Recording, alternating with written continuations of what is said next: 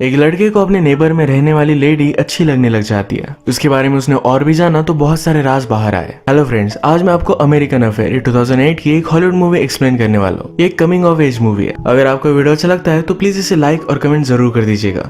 अब बिना किसी देरी के एक्सप्लेनेशन स्टार्ट करते हैं। मूवी स्टार्ट होती है और हम हमारे मेन कैरेक्टर एडम को देख सकते हैं।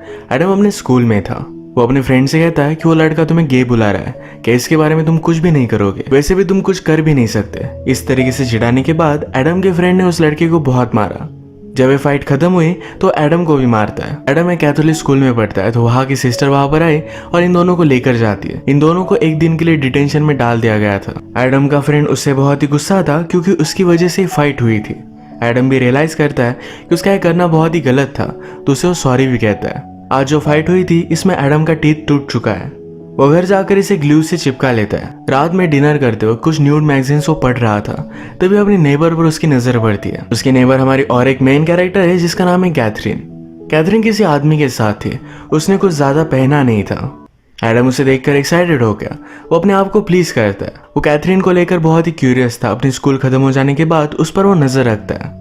अपनी दूरबीन से उसके घर पर कौन आता है कौन जाता है इसके बारे में उसे पता चलने लग गया। एक दिन जब वो घर पर नहीं थी तो जाकर उसका मेल वो लेकर आया। इस मेल में उसे प्रेसिडेंट कैनेडी का लेटर मिलता है। यह हमारी स्टोरी उस टाइम की है। वो जब मेल बढ़कर बाहर आ रहा था तो कैथरीन ने उसे नोटिस किया। वो पूछते हैं तुम यहाँ कर क्या रहे हो। एडम ने कहा कि मैं कुछ काम ढूंढ रहा हूँ, मुझे यूरोप पर ट्रिप पर जाना। इसके लिए थोड़े से पैसे अगर मेरे पास हो गए तो अच्छा होगा। अगर आपके पास कोई काम है तो मैं सब कुछ कर सकता हूँ। कैथरीन ने उसे घर में इनवाइट किया। पूछती है तुम क्या कर सकते हो। एडम ने कहा कि यूजुअल जो भी चीजें होती है, घर का काम, गार्डन, ये सब मैं मैनेज कर सकता हूँ। कैथरीन भी एडम को गार्डन का काम देने के लिए मान जाती है। कैथरीन के घर में उसका और प्रेसिडेंट कैनेडी का फोटो था। कैथरीन कहती कि वो मेरा फ्रेंड है। प्रेसिडेंट कैनेडी का फ्रेंड होना है बहुत ही बड़ी बात थी। एक बार जब एडम की मदर प्रेसिडेंट से मिली थी तो बहुत ही ज्यादा एक्साइटेड थी। एडम रात में हमेशा कैथरीन को खिड़की से देखता है, उसकी फोटोज भी लेता है। अगले दिन स्कूल में एडम की फ्रेंड फेथ उससे बात करती है। उसे लाइक करती थी तो आज शाम उसने अपने घर पर उसे बुला लिया। बहाना तो सिर्फ म्यूजिक सुनने का था। ये बात कर पाते उससे पहले वहां पर सिस्टर आ गई। एडम के कान खींचकर उसे वहां से लेकर जाती है। घर आने पर एडम कैथरीन के पास पहुंचता है। उसे कहता है कि आपने मुझे गार्डन का काम दिया था। कैथरीन के घर में एडम ने बहुत सारी पेंटिंग्स देखी। ये सब कैथरीन की पेंटिंग्स थी। एडम कहता है इसमें तो सिर्फ मुझे कलर दिखाई दे रहे हैं, उसे कुछ भी लोग वगैरह कुछ भी इसमें दिखाई नहीं देते। कैथरीन कहती है तुम्हें उसमें जो भी देखना है वो तुम देख सकते हो। वैसे भी इसका फॉर्म डेड हो चुका है, इसका मतलब है ये स्लोली मर रहा है। वो फिर एडम को अपनी गार्डन दिखाने के लिए लेकर गई। एक बहुत ही ब्यूटीफुल गार्डन थी, पर कैथरीन कहती है मुझे इसे पूरी तरीके से मिटा देना है। इसके बाद वो फिर से प्लान करेगी। एडम भी समझ गया कि इस गार्डन के फूल मुरझा जाते हैं, इस वजह से कैथरीन इसे फिर से बनवा रही है। एडम गार्डन में काम करने लग गया और थोड़ी देर बाद कैथरीन उसके पास आई और वो बहुत ही अच्छे से ड्रेस थी। एडम कहता है आप बहुत ही ब्यूटीफुल लग रही हो। कैथरीन हंसती है और वहां से चली जाती है। एडम जब रात में घर पर आया तो उसके मदर फादर नोटिस करते हैं उसके कपड़े बहुत ही ज्यादा खराब है। वो कैथरीन के लिए अब काम करता है, इसके बारे में उसने उन्हें बता दिया।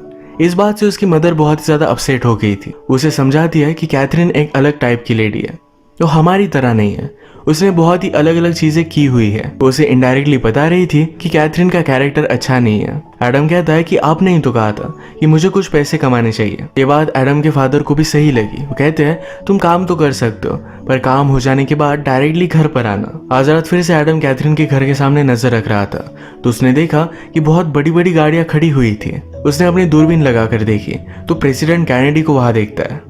वो इस बात से शॉक्ड हो गया। अगले दिन गार्डन पर काम करते हुए उसने कैथरीन से कहा कि आप जब बोल रही थी कि प्रेसिडेंट कैनेडी आपका फ्रेंड है तो आपने बहुत ही सच कहा था। मैंने कल रात उन्हें आपके घर में देखा। कैथरीन गुस्सा होकर बोलती इस बारे में तुम भूल जाओ, कभी भी इसके बारे में किसी को भी पता नहीं चलना चाहिए, कुछ चीजें प्राइवेट रखनी चाहिए। एडम को अपने पेरेंट्स से पता चला था कि कैथरीन का भी एक बेटा था। इसके बारे में भी उससे पूछ लेता है। कैथरीन कहती कि अब वो तुम्हारी एज का होता। वो बहुत ही स्वीट था। कैथरीन एडम को अपने बेटे की तरह समझती है या एडम को अच्छा नहीं लगता। इन दोनों की बातों से हमें पता चलता है कि कैथरीन और उसका हस्बैंड इन दोनों में फाइट है।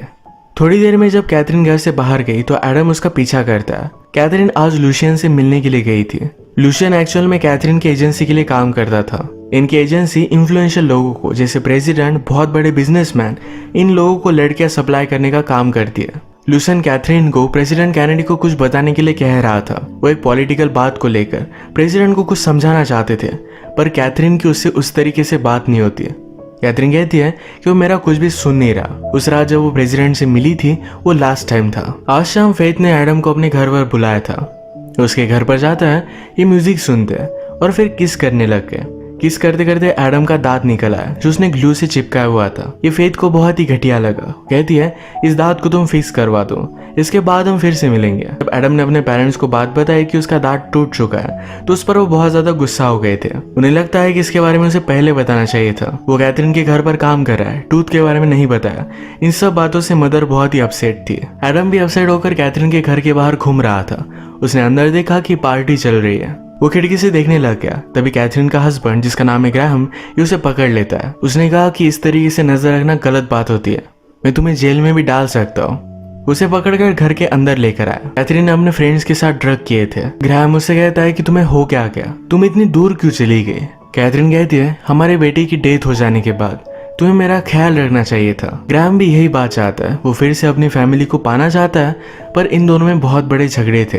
ग्राहम ने ही कैथरीन को प्रेसिडेंट के साथ इंटीमेट होने के लिए कहा था। कैथरीन कहती कि हमने जो भी किया इसके बारे में सब लोगों को पता है और सब लोग हम पर हंसते हैं। ग्राहम को भी बुरा लगा और वहां से चला जाता है। अगले दिन एडम ने ग्राहम पर भी नजर रखी। ग्राहम इस बार लुशियन से मिल रहा था। ये दोनों डिस्कस कर रहे थे कि कैथरीन का क्या किया जाए। ग्राहम लुशियन से कहता है कि कैथरीन के पास एक डायरी है, उसके साथ जो भी होता है इस सब के बारे में उसमें लिखती रहती है। ये डायरी होना एक बहुत ही बड़ा रिस्क था, पर ये कैथरीन के लिए एक सेफ्टी है। अगर उसकी एजेंसी ने उसे हर्ट करने की कोशिश की तो सारी चीजें एक्सपोज कर सकती है। इस डायरी के बारे में सुनने के बाद कैथरीन जब घर पर नहीं थी तो एडम उसके घर में आ जाता है, डायरी को ढूंढ लेता है। अचानक से कैथरीन भी किसी और के साथ वहां पर पहुंच गई थी। एडम क्लोजेट में छुप गया और उन दोनों को इंटीमेट होता देख रहा था। उस आदमी के जाने के बाद कैथरीन ने कहा कि मुझे बताया कि तुम यही हो, तुम्हारा बैग बाहर ही पड़ा था। एडम उसे सॉरी कहता है, पर कैथरीन ने कहा तुम सिर्फ क्यूरियस थे। वो उसे वार्न करती है कि फिर से ये सब होना नहीं चाहिए। आज रात एडम और उसके सब फ्रेंड्स की पार्टी थी। इसमें वो एक गेम खेलते जिसमें एडम और फेथ को दोनों को 1 मिनट के लिए क्लोजेट में जाना पड़ता है। एडम ने फेथ से कहा कि मैंने अपना टूथ फिक्स करवा लिया है। इसके बाद वो किस करने लग गए। जिस तरीके से एडम ने कैथरीन को इंटीमेट होता देखा था उसी तरीके से वो फेथ के साथ भी इंटीमेट होना चाहता था, पर इस बात से फेथ जरा अनकंफर्टेबल हो गई। वो उस पर गुस्सा होकर वहां से चली जाती है। एडम जब घर पर आया तो कैथरीन के घर से बहुत ही लाउड म्यूजिक चल रहा था। उसे देखने के लिए वो पहुंच जाता है। वो बाहरी बारिश में भीग रही थी। वो एडम को देखकर उसके साथ घर में आती है। वो ड्रिंक ले रही थी तो उसने एडम को भी ड्रिंक ऑफर किया। इसके बाद वो एडम के साथ पेंट करने लग गई। एडम ने कैथरीन को किस करने का ट्राई किया पर कैथरीन उसे रोक लेती है। इसके बाद ये दोनों पेंट से ही खेलने लग गए। सुबह मॉर्निंग में हम देखते हैं कि एडम के पेरेंट्स डिस्कस कर रहे थे। एक्चुअल में एडम के फादर का एक न्यू जगह पर ट्रांसफर हुआ था। मदर एडम के लिए जरा वरीड थी कि अकेले उसे किस तरीके से मैनेज करेगी। जब वो उसे उठाने के लिए गई तो उसके सारे कपड़े कलर से भरे हुए थे। इस बात पर वो बहुत ज्यादा गुस्सा हो जाती है। और रात में कैथरीन के पास था। ये बात पता चलने के बाद वो फादर से कहती है कि अभी के भी उसके पास जाओ, उसे कहो कि एडम से कोई भी रिलेशनशिप ना रखे, एडम को कोई भी काम करने की जरूरत नहीं है। फादर जब कैथरीन के पास पहुंचे तो लुशियन वहां पर आया हुआ था। लुशियन उससे बात करता है तो फादर के बारे में लुशियन को सब चीजें पता थी, यहाँ तक कि उनका ट्रांसफर भी होने वाला है इसके बारे में वो बोल लेता है। ये सब बात सुनकर फादर बहुत ज्यादा डर गए थे। उन्होंने कैथरीन से कहा कि प्लीज एडम को कोई भी काम मत देना। कैथरीन भी इस बात के लिए मान जाती है। घर पर आने पर फादर भी एडम पर बहुत ज्यादा गुस्सा हो गए थे। वो कहते हैं कैथरीन से कोई भी रिलेशनशिप अब तुम्हें नहीं रखनी है, तुम स्कूल जाओगे और सीधा घर पर आओगे।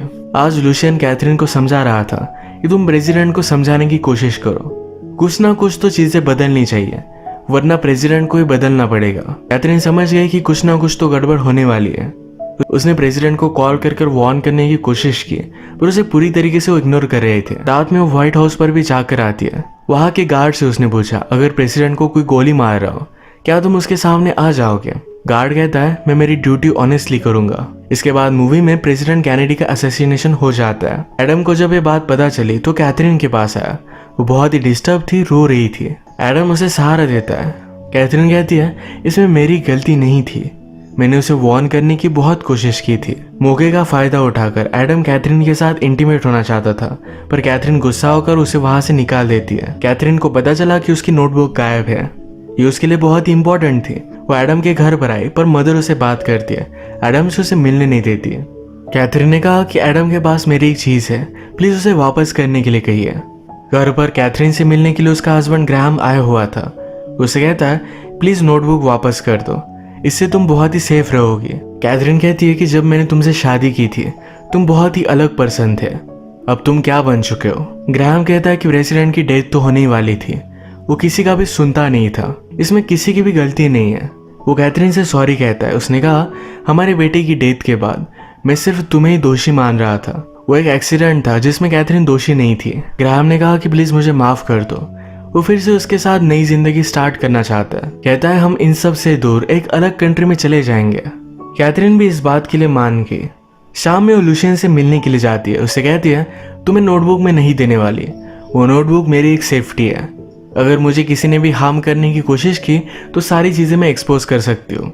लुशियन कहता है कि मैं उस नोटबुक को ढूंढ लूंगा, मुझे पता है कि तुमने उसे छुपाई हुई है किसी ऐसे आदमी के पास जिस पर मैं शक भी नहीं करूंगा। लुशियन को पता था कि डायरी एडम के पास है। कैथरीन इस बात से बहुत ही डर गई।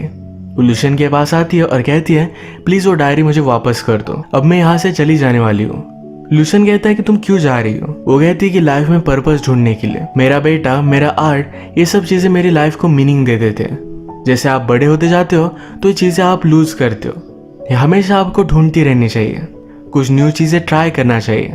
ये एडम के लिए एक लाइफ लेसन था। अगले दिन स्कूल से जब एडम जल्दी घर पर आता है तो उसका कमरा तहस नहस पड़ा हुआ था।